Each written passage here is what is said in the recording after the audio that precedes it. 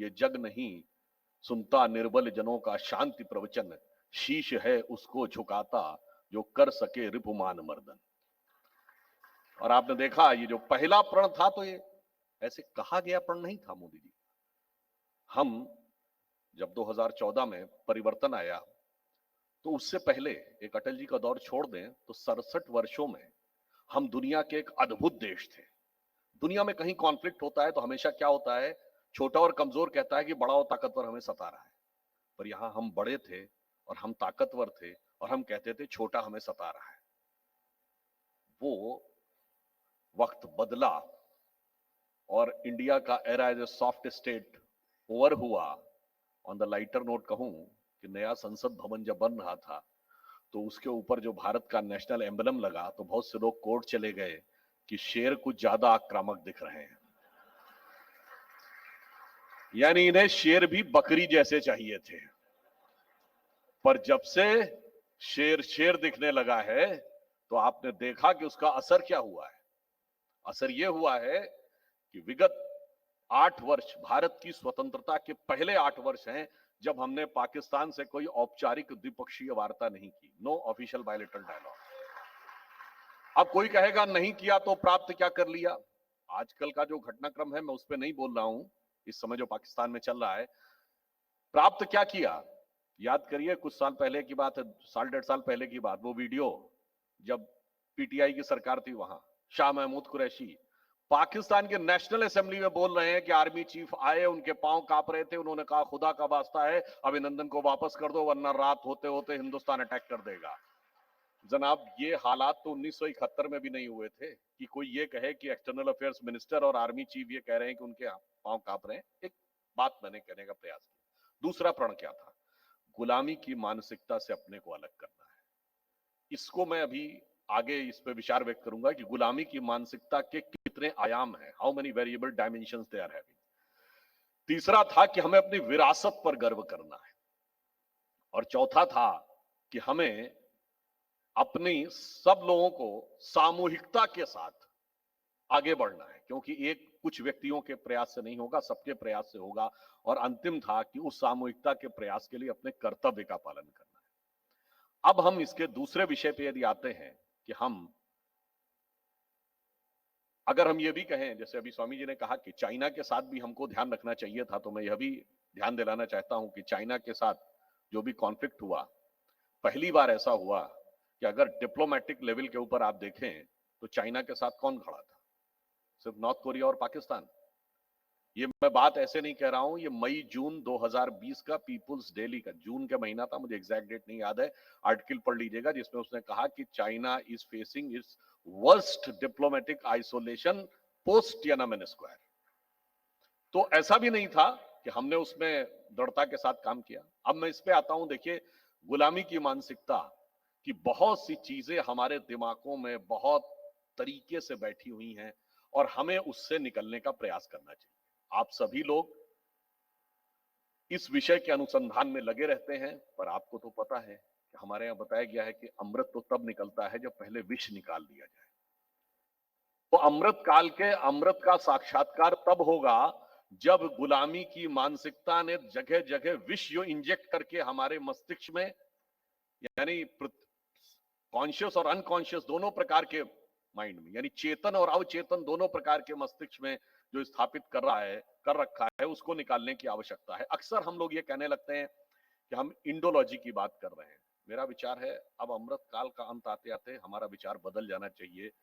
हम वेस्ट के नजरिए से भारत को एक्सप्लेन करने की कोशिश नहीं करेंगे, भारत के नजरिए से वेस्ट को एक्सप्लेन करेंगे। यानी एक कॉन्सेप्ट आना चाहिए अगले 25 वर्षों में, वेस्टोलॉजी। अरे भाई आप कौन होते हैं हमको समझाने वाले। मैं एक उदाहरण देना चाहता हूं, हम सब जो यहां बैठे हैं कहीं ना कहीं इतिहास एक ऐसा विषय है जिस पर हम सबका आग्रह है कि उसकी वास्तविक स्वरूप आना चाहिए। पर उससे पहले हम यह तो समझ लें कि इतिहास को लेकर भारतीय सोच और इतिहास को लेकर वेस्टर्न सोच में क्या अंतर है। वो अंतर यह है कि वेस्ट कहता है history is that branch of knowledge which can precisely depict and precisely determine the time of any event which has happened in the past. यही तो हिस्ट्री मानते हैं कि भूतकाल में हुई कोई घटना उसका सही सटीक निर्धारण कर दें और सही समय का निर्धारण कर दें, ये इतिहास है। परंतु मैं आज आपसे पूछूं कि in this context Julius Caesar invaded England in 40 BC और 60 BC, how does matters today? तो उनकी इतिहास की डेफिनेशन तो कोई आज के युग में प्रासंगिक नहीं है। हमारे यहाँ इतिहास की परिभाषा यह है कि पूर्व काल में घटित हुई घटनाओं का वह स्वरूप जो वर्तमान समय में समाज में जीवन मूल्यों को स्थापित करने में भूमिका निभा सके। इसलिए हमारे यहाँ रामायण और महाभारत एक इतिहास है, मगर उस इतिहास में जोर रामलीला के ऊपर है। रामायण के भिन्न भिन्न पात्रों को पढ़िए, उनके चरित्र को समझिए, उनके चरित्र को अंगीकार करिए। यह उसका महत्व है। वो किस समय हुए थे, इसका महत्व हमारे लिए सेकेंडरी है और उनके लिए प्राइमरी है।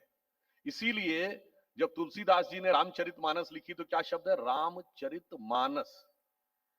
राम के चरित्र को मन में धारण करिए, ये इतिहास का उल्लेख है। और ऐसा नहीं है, अगर आप रामचरितमानस की अंतिम चौपाई पढ़ेंगे तो उसमें क्या लिखा है? कहत परम पुनीत इतिहासा, श्रवण ही करत सकल भ्रम नासा।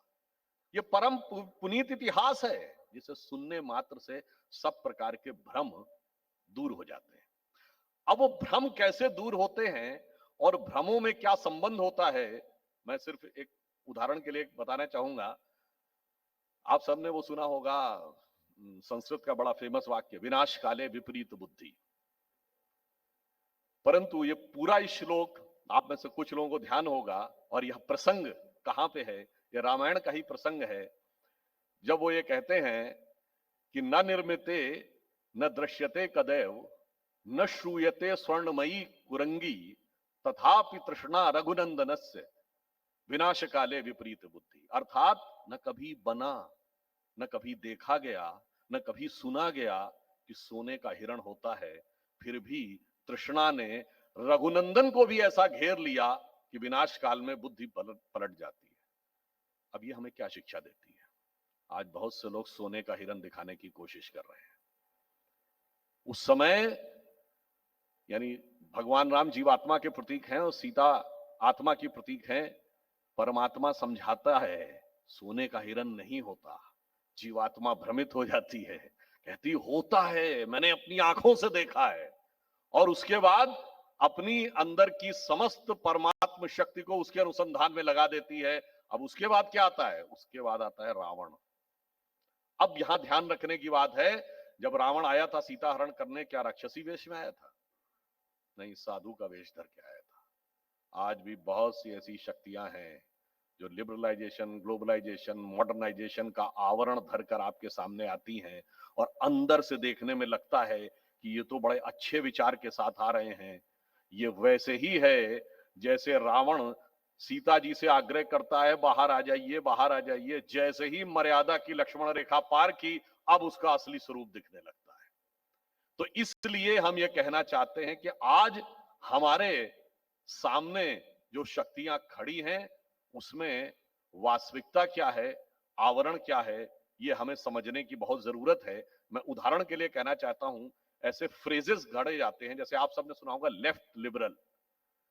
कभी आपने कोई लेफ्टिस्ट कंट्री बता सकते हैं जो लिबरल हो? मतलब left liberal itself is a paradox.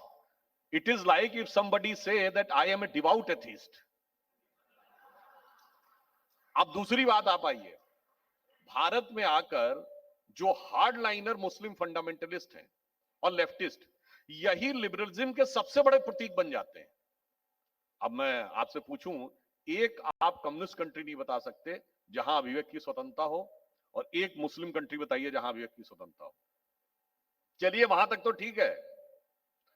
एक मुस्लिम कंट्री बताइए जहां कम्युनिस्ट पार्टी बैंड ना हो,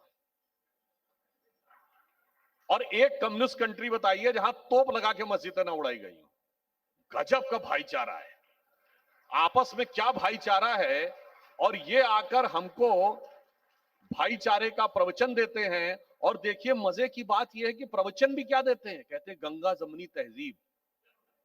अरे भाई, गंगा भी हमारी, जमुना भी हमारी, और तहजीब तुम्हारी। अरे मैं तो तब यह मानता जब आप कहते दजला फरात की तहजीब, तो हम मानते ये स्थिति, ये मैंने सिर्फ एक एग्जाम्पल दिया कि हमारे माइंड्स में किस प्रकार के शब्दों को दिमाग में गढ़ा जाता है और फिर हमारे ऊपर इंपोज कर दिया जाता है। जैसा कि अभी स्वामी जी बता रहे थे फिल्मों के बारे में ही, वो विषय तो हम लोग भी अब सबके संज्ञान में है कि किस प्रकार से धार्मिक और अन्य चीजों को किया जाता है। मैं उसमें एक और एंगल बताना चाहता हूं। जितनी भी फिल्में 50 साल में बनी, आपने प्रोफेसर को हमेशा सनकी पाया होगा। वो हमेशा 3 इडियट वाला वीरू सहस्त्रबुद्धे ही होगा। फौजी, उसका डिसिप्लिन उपहास का पात्र होगा। जिस स्टडी का वो उल्लेख कर रहे थे, उसी स्टडी में यह भी बताया गया है कि 68% या 65% से अधिक फिल्मों में हमेशा सिख उपहास का पात्र बनाया गया है। और इतना ही नहीं, जो डिसिप्लिन पढ़ने वाला स्टूडेंट होगा वो मजाक का पार्ट होगा, वो चतुर महालिंगम होगा। और जो हर प्रकार की शैतानी करने वाला होगा वो हीरो होगा, वो इनोवेटिव होगा। आप यह भी देखिए, और धर्माचार्य तो धूर्त होगा ही होगा, इसमें तो कोई किंतु परंतु ही नहीं है। आप यह भी समझिए कि धर्म मत संप्रदाय से लेकर समाज के वो सारे वर्ग जो समाज का आधार बनाते हैं, साइंटिस्ट हो, प्रोफेसर हो, फौजी हो, इन सबको, या धर्म की चेतना और नैतिकता स्थापित करने वाले लोग हों, उन सब के बारे में एक प्रकार का नैरेटिव सेट करने का प्रयास। और यह भी ध्यान करिए, जो मैंने बात पहले भी बोली थी, संस्कृत भाषा का ही मजाक उड़ेगा। अब उसमें चतुर महालिंगम क्या श्लोक सुनाता संस्कृत का? अरे साहब, South Indians are more well versed in Sanskrit than North Indian. South Indian से संस्कृत बोलने में गलती नहीं हो सकती, उर्दू बोलने में गलती हो सकती है।